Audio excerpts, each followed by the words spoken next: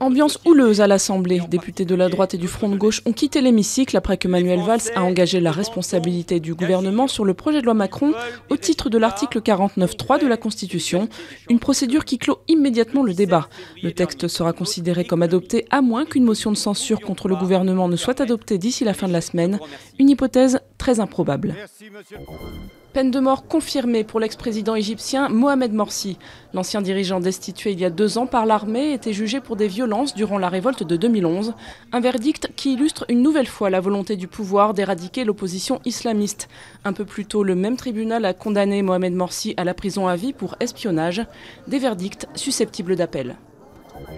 La compagne de Nicolas Karabatic prend sur elle tous les torts dans l'affaire des paris suspects.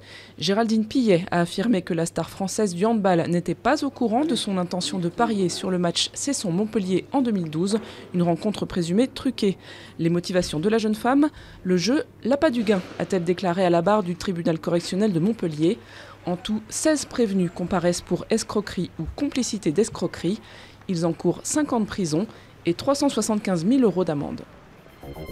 Placement en garde à vue pour la maire de Montauban, Brigitte Barège. L'élu du parti Les Républicains est entendu dans le cadre d'une enquête préliminaire pour détournement de fonds publics reliés à un emploi présumé fictif, un emploi de chargée de communication à la mairie. Brigitte Barège récuse toute malversation. Elle avait déjà été entendue dans ce dossier en mars 2014. Des quantités de cendres brûlantes, de fumée et de pierres. Le volcan Sinabung sème la panique sur l'île de Sumatra en Indonésie. Plus de 10 000 personnes vivant à proximité ont dû être évacuées depuis le début du mois. Le volcan s'était réveillé en 2013 après environ 400 ans de sommeil. Une importante éruption l'an passé avait provoqué la mort de 16 personnes.